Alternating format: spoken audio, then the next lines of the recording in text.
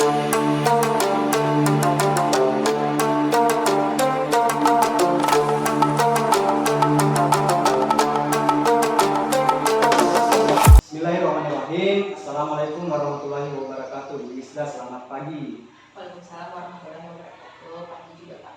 Oke, baik. Ibu Isda, terima kasih atas kesempatan yang diberikan kepada Ibu Isda atas waktunya pada kegiatan supervisi akademik ini, Bu.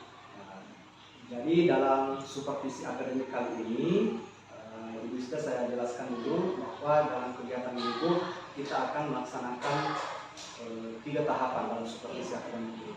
Tahapan yang pertama atau kegiatan yang pertama itu kita akan melaksanakan percakapan atau dalam sekarang ini namanya pertemuan percakapan pra observasi kelas.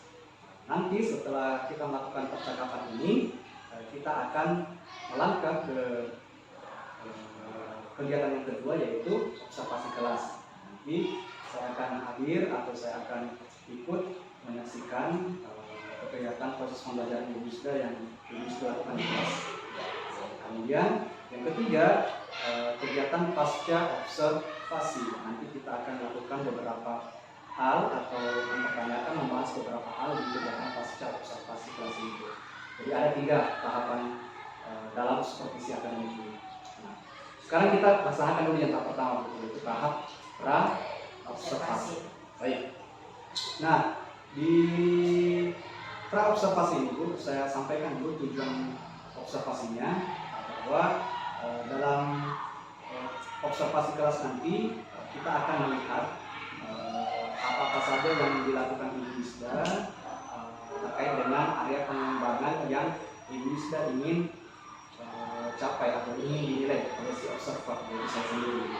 Jadi tujuan observasi ini ingin melihat hal itu yang kemudian hasilnya nanti diharapkan untuk dipakai sebagai bahan refleksi mungkin atau bahan evaluasi demi meningkatkan kualitas Ibu Isda dalam melaksanakan proses pembelajaran. Itu salah satu tujuan observasi ini.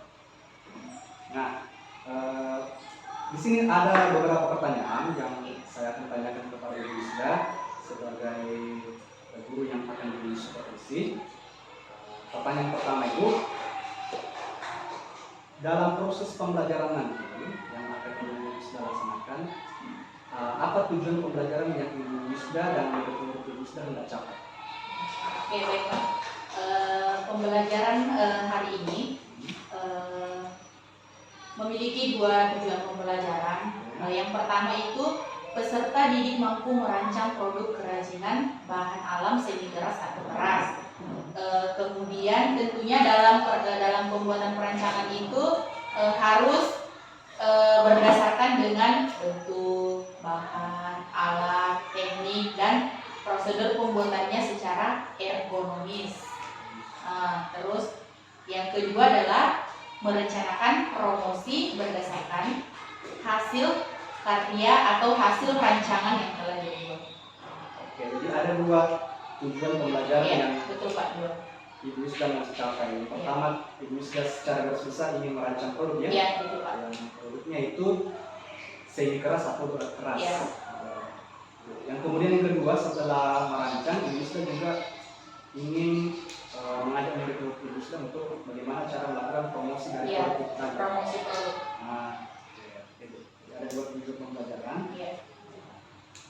Sekarang pertanyaan selanjutnya, dalam proses pembelajaran nanti, observasi kelas nanti, Ibu Isda ingin saya sebagai observer itu menilai atau mengamati area pengembangan apa?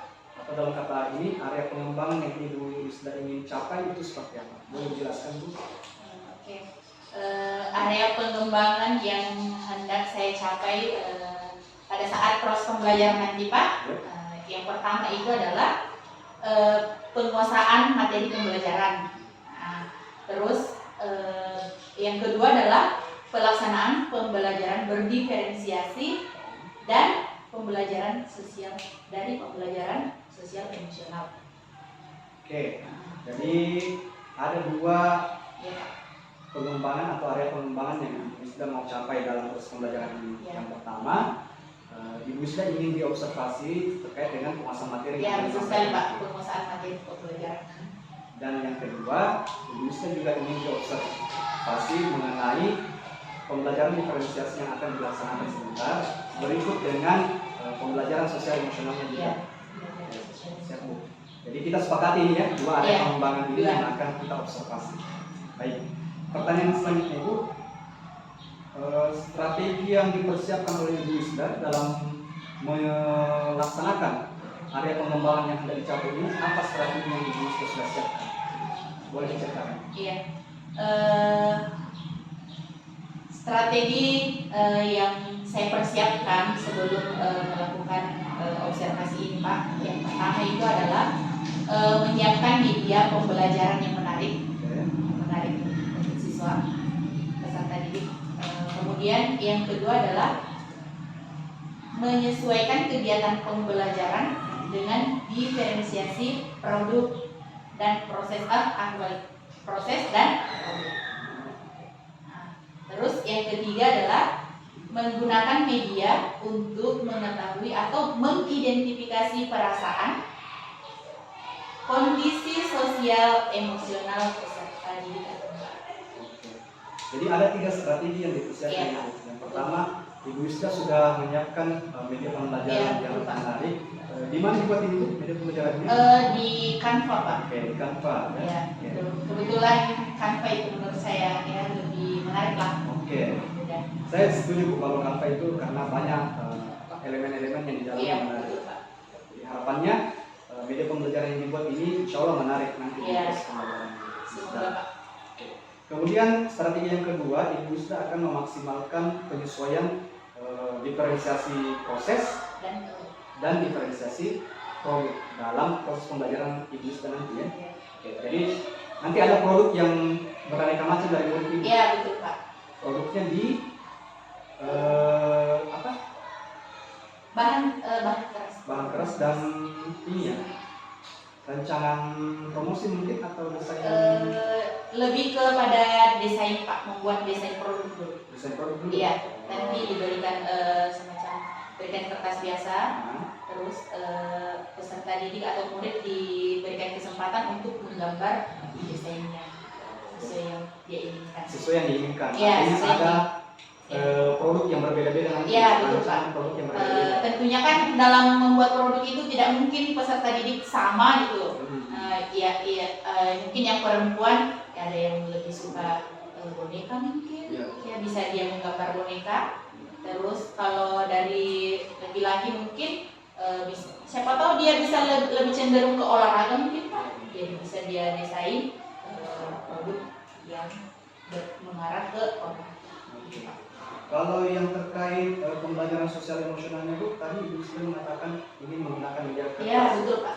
Nanti di media kertasnya murid-muridnya atau peserta didiknya ingin melukiskan atau menggambarkan. Iya, betul. Kalau untuk sosial emosionalnya itu Pak, nanti saya bagikan kertas juga. Kemudian saya memberikan kesempatan kepada peserta didik untuk menggambar emot icon atau yang menggambarkan perasaannya. Gitu Pak. Iya. Oke Bu, ini pertanyaan terakhir. Iya Pak. Kalau misalnya saya ajak Ibu Isda untuk menilai diri sendiri nanti, kira-kira bagaimana Ibu Isda menetapkan bahwa pembelajaran yang akan dilaksanakan oleh Ibu Isda itu bisa dikatakan berhasil? Oke. Menurut saya Pak ini, kalau pembelajaran yang saya lakukan nanti itu bisa dikatakan berhasil apabila yang pertama itu penguasaan materi saya itu bagus, maksudnya tidak tersendat-sendat dalam memberikan materi kepada siswa peserta didik. Kemudian yang kedua itu pembelajaran berdiferensiasinya ini pada proses dan produk. Misalnya tidak mungkin sama perlakuan antara yang mampu dan yang kurang mampu.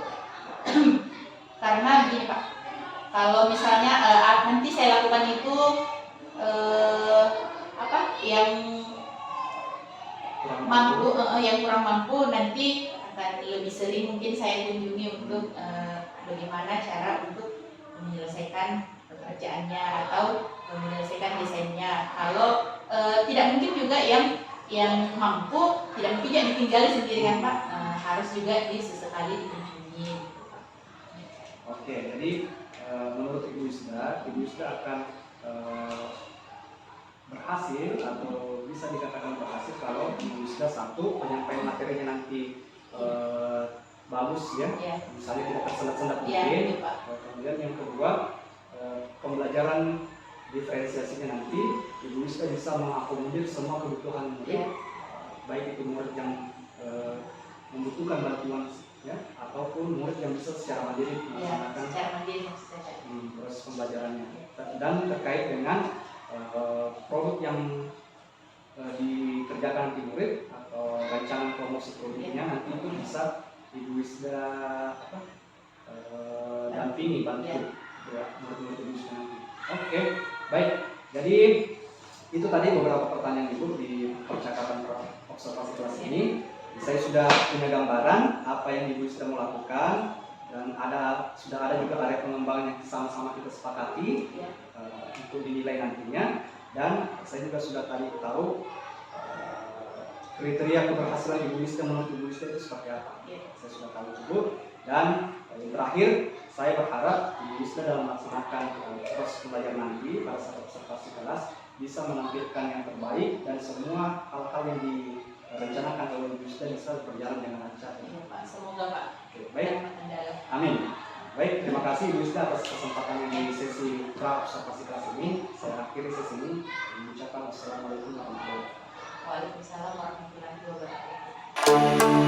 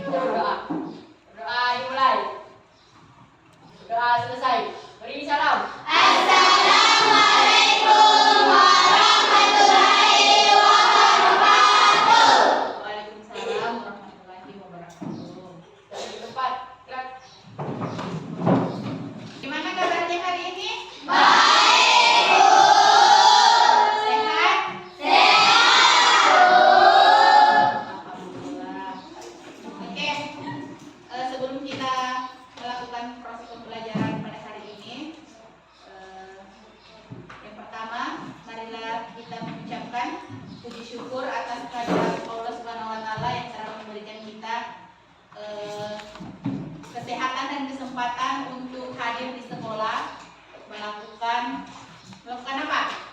Proses pembelajaran. Dan sebagai umat Nabi Muhammad SAW, marilah kita mengirimkan salawat kepadanya.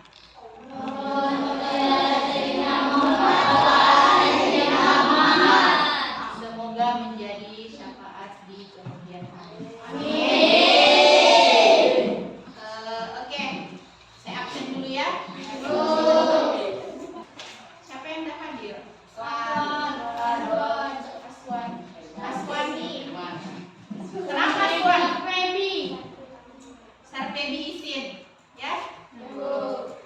Sebelum kita melakukan proses pembelajaran seperti biasa, Ibu akan membagikan kertas. Silakan gambar emoji sesuai dengan perasaan kalian hari ini. Oke? Dibagikan boleh?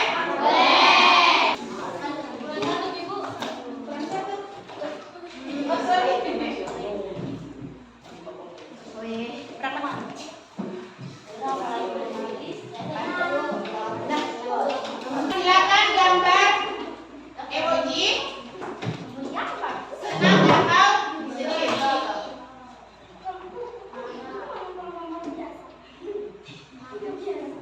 Terserah ya, gambarnya seperti apa. Oke, silakan tulis namanya di apa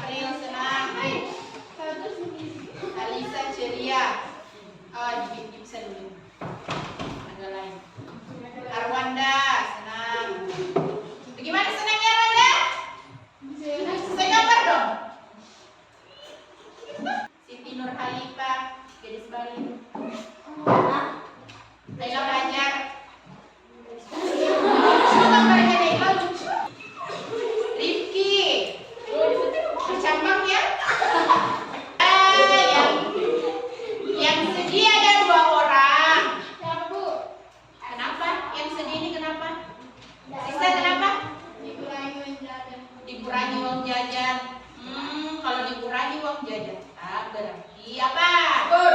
Disuruh ki hemat. Sebenarnya itu jajan untuk hemat. Berarti kalau dikurangi ki uang jajan tak sarapan ki dari rumah. Kalian semua bersaudara. Tidak boleh saling mengejek, boleh bahaya semua. Tidak boleh. Kela jangan sedih nak. Ada jika. Oke, sebelum masuk ke materi perancangan benda kerajinan, materi minggu lalu itu ada apa? Bahan-bahan benang. Wih, bukan. Itu kan pelajaran bukan yang minggu lalu. Bahan alam apa yang bisa dibuat kerajinan? Bahan semi keras atau keras? Apa? Kayu. Bisma kayu. Apa lagi? Sabut kelapa boleh. Siapa lagi? Angkat tangan. Benda batu. Ya, benda batu. Apa? Kulit jagung. Ya. Logam. Siapa lagi? Angkat tangan. Apa? Besi. Ya. Batang anggrek. Nela apa? Rotan. Ya, kertas. Dalam perancangan benda kerajinan kali ini kita akan menggunakan faktor atau prinsip ergonomis. Siapa yang tahu apa itu ergonomis? Faktor ergonomis yang harus diperhatikan sebelum membuat kerajinan itu adalah apa? Kerajinan yang dibuat itu harus mengedepankan aspek kenyamanan. Kenyamanan ya. Terus dalam hal ini kerajinan dibuat agar penggunanya merasa nyaman saat memanfaatkannya. Kalau dipakai nyaman begitu. Contohnya apa?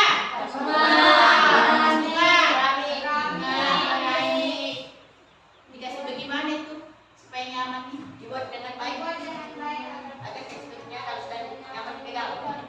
Tidak membahayakan toh? Oke. Kemudian dalam prinsip ergonomis itu ada dua faktor yang harus diperhatikan sebelum membuat kerajinan juga. Yang pertama itu keluasan atau flexibility. Apa itu flexibility? Adalah harus memiliki keserasian antara bentuk atau wujud benda dengan nilai gunanya. Tidak mungkin juga dia berbentuk yang seperti apa ya? Berbentuk hewan terus digunakan untuk makan misalnya.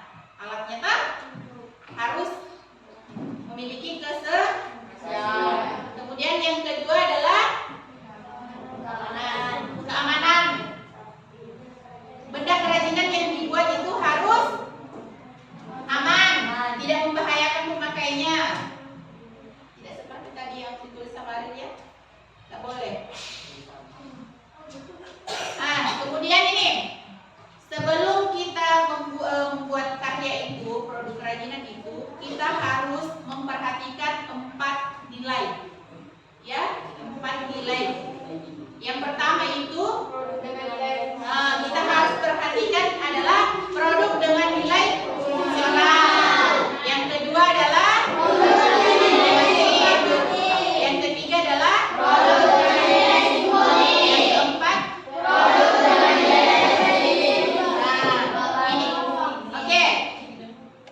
Produk dengan nilai fungsional itu yang seperti apa? Produk yang ketika digunakan itu dia memiliki fungsi. Contohnya apa? Ada yang bisa kasih contoh? Boleh? Apa? Kita ya lebih kepada produk kerajinan dulu ya. Oke. Kertas. Produknya sayang. Tempat pulpen. Oke. Terus kalau nilai informatif yang mana itu? Barang yang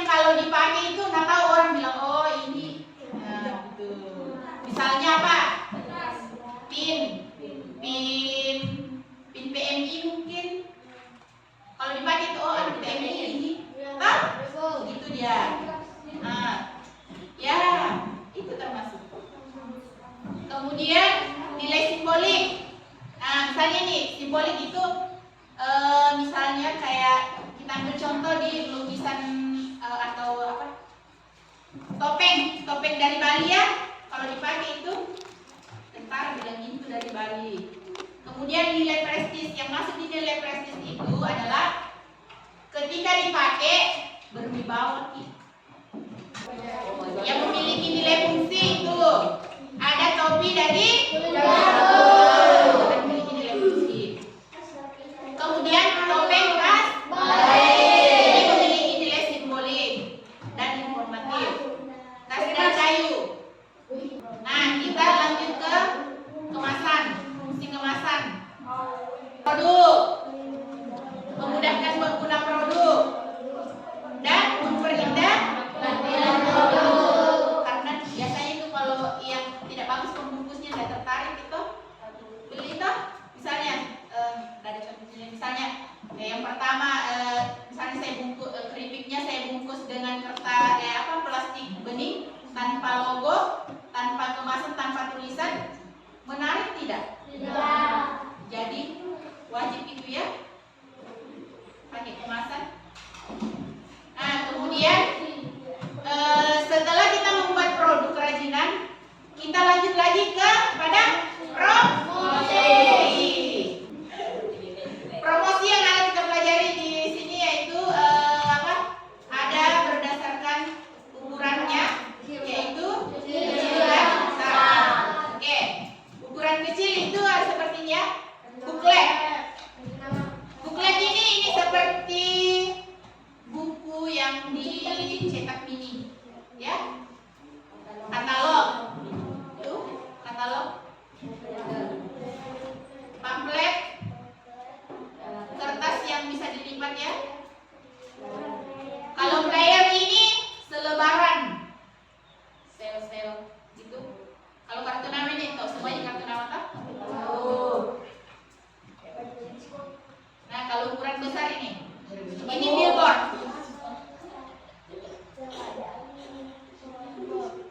Biasa lihat billboard? Biasa.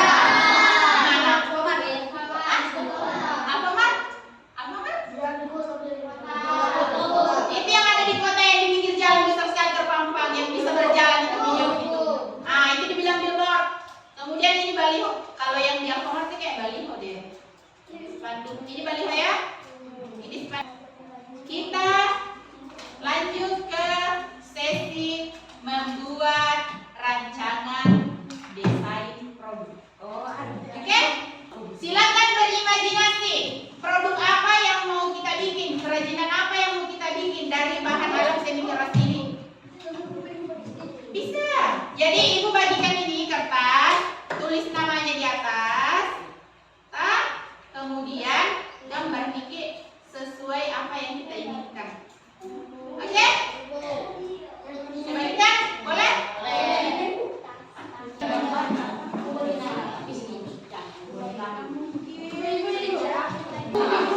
Namanya produk lah.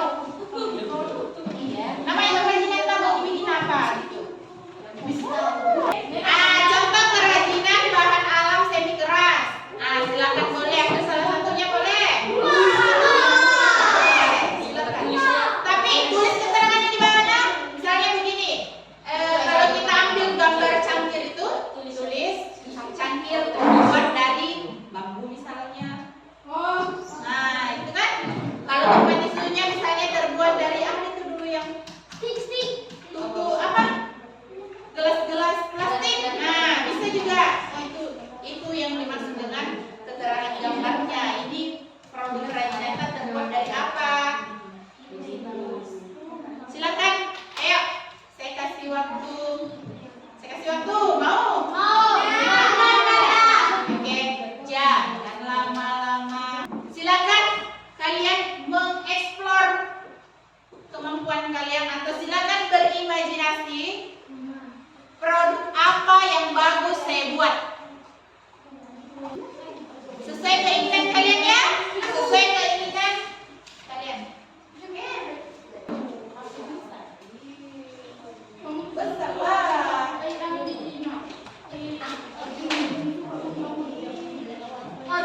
Tulis namanya kak, produk apa namanya, kasih nama.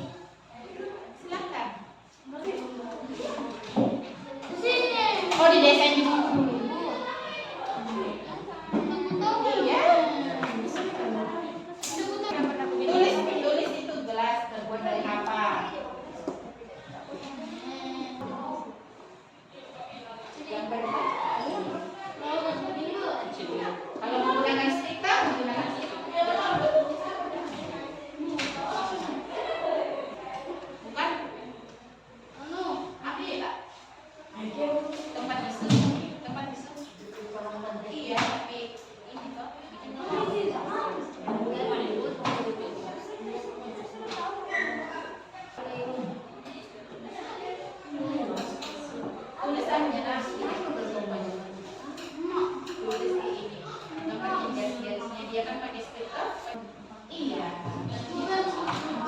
Menurut kemampuan kita. Apa ini? Apa? Gambar? Gambar dari apa? Itu karton. Tulis di sini.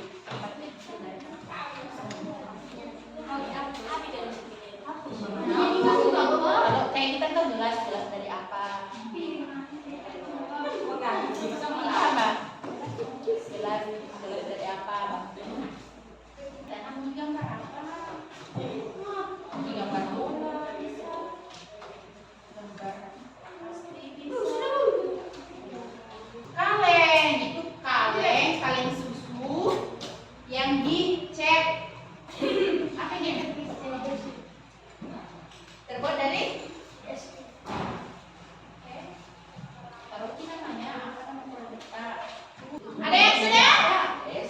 Oke, silakan kumpul yang sudah.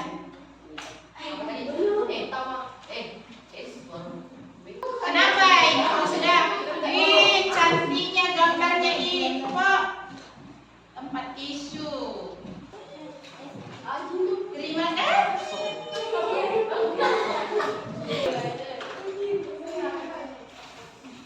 Ih, wih, menyala. Terima kasih loh. Terima kasih. Ayo, belum, Putri. Lagu bu.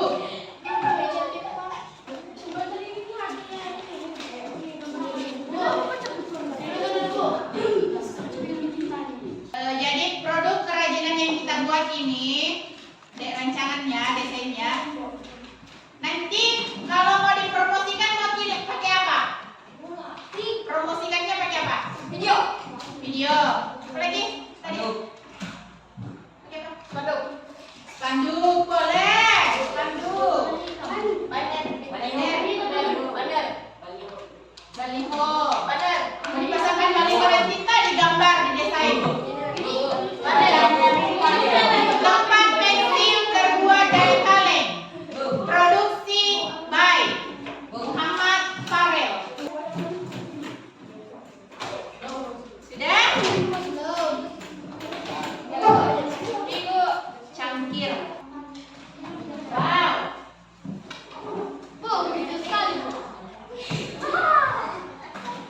Apa ini Putri? Oke, terima kasih. Kalian sudah berhasil membuat desain atau rancangan produk kerajinan kalian. Kemudian, Ibu tadi tanyakan cara mempromosikan kerajinan kalian itu mau di apa? Menggunakan apa? Video diupload di YouTube, sosial media. Mana? Oke. Sekian materi hari ini. Terima kasih atas kesempatannya. Terima kasih atas kerjasamanya. Selalu jaga kesehatan. Kurangi main HP. Cukup sekian untuk hari ini. Jika ada salah mohon dibicarakan baik-baik. Jangan malah pergi mencari yang lain. Assalamualaikum warahmatullahi wabarakatuh.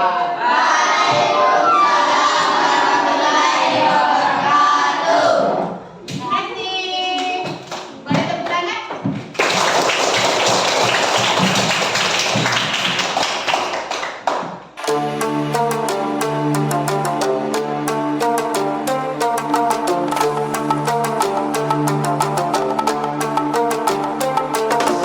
Bismillahirrahmanirrahim. Assalamualaikum warahmatullahi wabarakatuh. Jadi pada pertemuan ini saya akan bertindak sebagai coach dan Ibu Sudaryanti akan bertindak sebagai coaching dan kebetulan hari ini ada Atik yang akan bertindak sebagai observer yang akan mengamati proses-proses yang akan sebentar langsung. Jadi saya untuk memulai percakapan coachingnya. Baik, Bu Wisda, selamat datang di momen kali ini, Bu.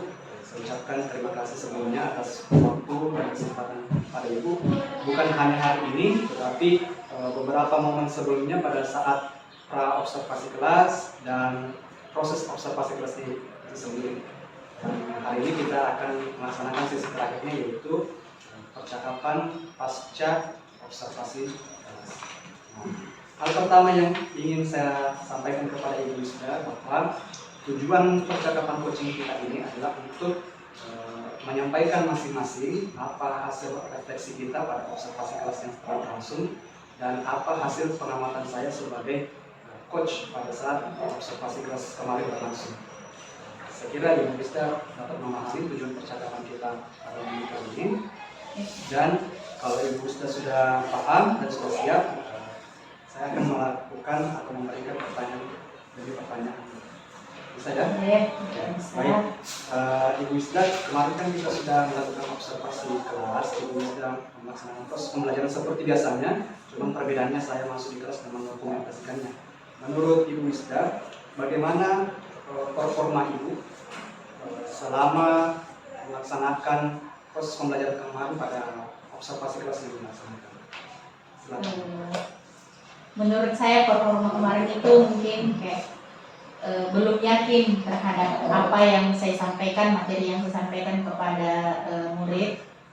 Kemudian media yang saya gunakan untuk pada proses pembelajaran itu sangat membantu sekali.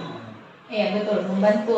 Kemudian dalam membuat gambar sketsa itu, seandainya mungkin berandai dengan adanya bantuan media pembelajaran yang saya gunakan itu, murid cepat tanggap, oh seperti ini gitu. Kemudian yang paling saya lupa atau tidak sempat melaksanakan asesmen pembelajaran. Itu sih yang masih belum tidak sempat melakukan proses asesmen pembelajaran. Jadi seperti itu ya. Jadi, pertama saya sampaikan apresiasi saya. Terima kasih Bu, Ibu telah menyiapkan proses pembelajaran itu dengan menyiapkan media pembelajaran, dan menurut Ibu bisa mengakomodir jalannya proses pembelajaran itu. Dan kalau saya boleh tahu, platform yang kemarin dipakai platform apa ya? Platform Canva. Iya. Jadi medianya dibuat di Canva. Iya. Jadi selanjutnya izinkan saya Bu untuk menyampaikan hasil pengamatan saya, apa yang saya amati di dalam kelas. Yang pertama, pada awal pembelajaran Ibu sudah sangat bagus membuka pelajaran yang kelihatan terdepan, karena dalam berdoa itu kita sama-sama tahu bahwa salah satu agenda kegiatan dalam hal menyiapkan kondisi sosial emosional pada murid-murid kita sebelum masuk pada proses pembelajaran. Kemudian Ibu Wisda kemarin juga sangat bagus sekali dalam hal kaitannya pembelajaran sosial emosional. Ibu Wisda menyiapkan satu media kertas berwarna biru untuk mengidentifikasi perasaan murid-murid Ibu Wisda, apalagi anak walinya, sebelum masuk di proses pembelajaran. Ibu Wisda menanyakan apa perasaannya, tolong digambarkan perasaannya dalam bentuk emoji atau emoticon. Tidak hanya sampai di situ, Ibu Wisda juga mengonfirmasi bahwa misalnya si A kenapa sedih. Kemudian setelah dikonfirmasi, Ibu Wisda juga memberikan penguatan. Kalau saya tidak salah kemarin uang jajannya, iya, betul, siapa lagi? Nur Asisa. Uang jajannya dikurangi, uang jajannya dikurangi sehingga memberikan ikon sedih.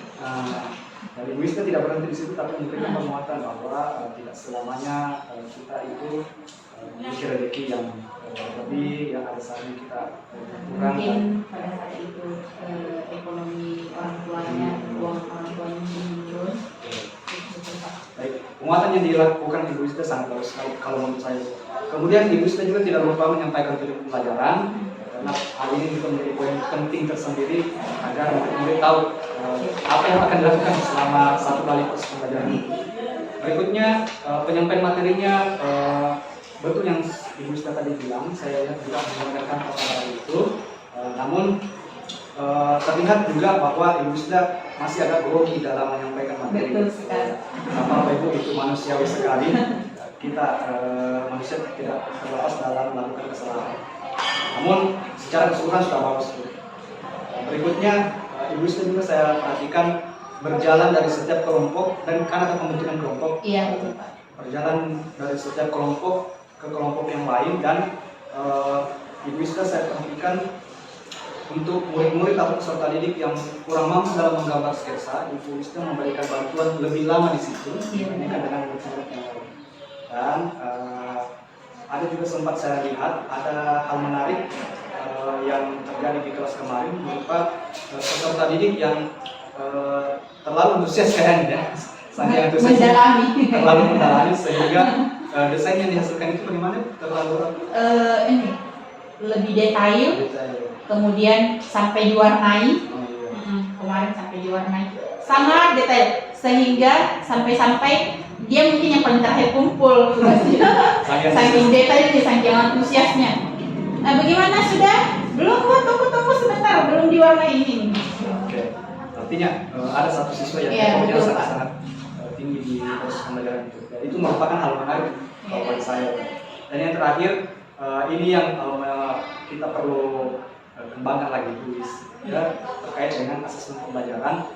Mungkin karena manajemen waktu yang masih perlu dikembangkan lebih lanjut, sehingga kita kedepannya akan bisa melaksanakan asesmen dalam proses pembelajaran kita. Kemudian dari semua hal yang saya sampaikan itu, apakah ada yang mau ditambahkan dari penjelasan saya, pengamatan saya? Masih ada yang kurang dari penjelasan saya itu? Kalau ada yang kita tambahkan atau sudah sesuai seperti yang terjadi pada di kelas kemarin? Kalau menurut saya sih yang bukan ditambahkan sih dia ini cara penyampaian materi saya, penguasaan materi saya itu sih yang paling penting menurut saya. Dari dalam hal penyampaian materi ini. Iya betul. Ya. Nah, kalau Ibu Wisda kita kan kemarin pada saat pelaksanaan pra observasi kita kan sama-sama mau menilai performa Ibu Wisda sebelum kita observasi.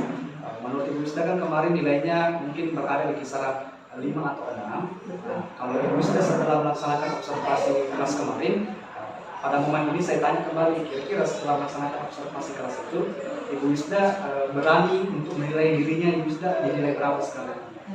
Kalau kemarin sebelum pra observasi Pak, mungkin nilainya mungkin 6. Ya. Tapi saya beranikan diri saya, mungkin setelah observasi kelas saya kasih nilai untuk diri saya 7 deh. Ya, alhamdulillah. Setidaknya ada peningkatan. Ya betul Pak. Harapannya di pertemuan selanjutnya bisa semakin baik. Oke. Nah, terkait dengan beberapa hal yang perlu dikembangkan tadi Bu, apa kira-kira rencana Ibu Wisda yang ingin lakukan untuk memperbaiki atau mengembangkan hal-hal yang masih kurang tadi di proses pembelajaran yang tadi? Rencana tindak lanjut yang ingin saya lakukan itu Pak, yang pertama adalah mungkin berkolaborasi dengan rekan guru yang lain untuk mengobservasi proses pembelajaran yang saya lakukan di kelas. Kemudian yang kedua, menyiapkan asesmen sebelum proses pembelajaran. Kemudian yang ketiga adalah berpartisipasi aktif dalam pengembangan profesi. Oke, jadi ada 3 poin ya. Ya, betul. Pertama, akan mengajar rekan sejawat untuk mengamati proses pembelajaran yang dilakukan. Kemudian yang kedua, menyiapkan memang asesmen sebelum masuk proses pembelajaran. Dan yang ketiga, akan mau berpartisipasi aktif dalam pengembangan profesi guru. Kalau saya boleh tahu untuk melakukan 3 hal ini tadi, kira-kira kapan Ibu Wisda bisa memulai? Mungkin setelah selesai dari sini, atau pada saat ada materi ada jam mengajar saya, bisa saya lakukan. Jadi dalam hal ini secepatnya? Iya, secepatnya. Baik Ibu Wisda, kita sudah ada di sesi terakhir ini. Senang sekali bercakap-cakap berbincang dengan Ibu Wisda dalam hal pengembangan kompetensi Ibu Wisda.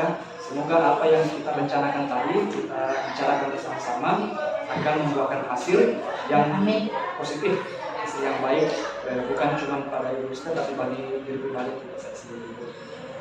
Saya tidak sabar untuk mendengar cerita selanjutnya dari Ibu Wisda setelah melakukan 3 hal tadi. Saya harap akan bertemu dengan Ibu Yusda kembali untuk mendengar cerita-cerita baru dari Ibu Yusda, apa peningkatannya, apa kekurangannya. Mari kita sama-sama perbaiki di waktu-waktu yang akan datang. Oke, demikian percakapan pada sesi kali ini. Terima kasih atas waktunya Ibu Yusda. Assalamualaikum warahmatullahi wabarakatuh. Waalaikumsalam warahmatullahi wabarakatuh.